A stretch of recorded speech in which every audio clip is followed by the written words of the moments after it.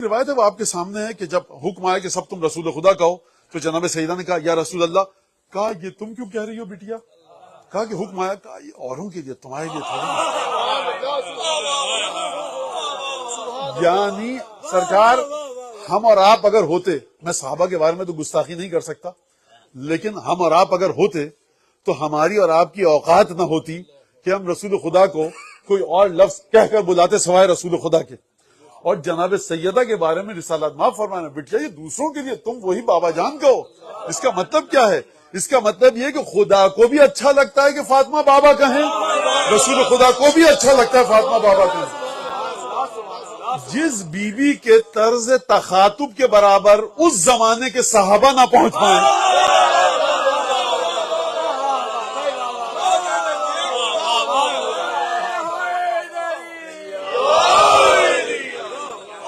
دیکھیے توجہ کیجئے گا،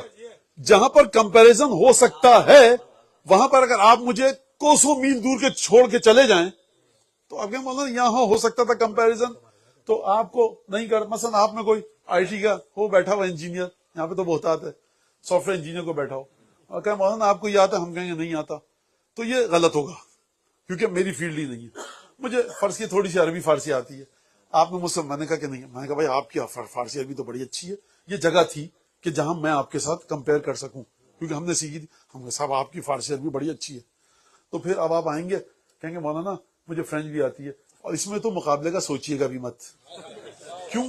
جہاں پر کر سکتے تھے مولانا وہاں پر آپ کو عربی اور فارسی نہیں آتی تھی، تو فرینچ تو آپ کہہ رہے ہیں کہ آپ نے سیکھی نہیں، تو سرکار صبح شام آپ رسول خدا کو مخاطب کر رہے ہیں، جناب سیدہ بھی مخاطب کر رہی ہیں، ہر ایک کو حق ہے رسول خدا کو مخاطب کرنے کا۔ جہاں پر آپ کا کمپیریزن سیدہ سے ہو سکتا تھا وہاں تو منہ بند کر لو، بولنا بھی مت۔ لہذا یہ اس لیے نہیں کہہ رہا، یہ واقعہ جو بتا رہا ہوں سیدہ کا کہ جب بھی آتی تھی کھڑے ہوتے تھے اور آگے بڑھتے تھے اور استقبال کرتے تھے، یہ اس لیے ہے کہ دیکھو سیدہ مقام تخاطب پر تم لوگوں کو کوسوں دور چھوڑ چکی ہیں، اس مقام پر کہ رسالت ما قام الیہا ورحب بہا وقبل یدہا واجلسہا مجلسا، اس مقام پر تو کائنات کی کوئی عورت کسی بھی تقوی کی منزل پر ہو مقابلے کا سوچ ہی نہیں سکتی۔ مانا نہیں، یہ آپ نے غلط مثال دی، یہ آپ کی مثال غلط ہے، کیونکہ بہرحال خواتین میں نامحرم بھی تھی، رسول خدا گلے تو نہیں لگا سکتے تھے، فرض کے پیشانی کا بوسہ لیتے تھے نہیں کر سکتے تھے، ہاتھ نہیں چوم سکتے تھے، تو سرکار ٹھیک ہے خواتین کو ہم نے ایگزمپٹڈ کر دیا، مرد تو ایسے تھے انہی کے ساتھ کر لیتے سرکار۔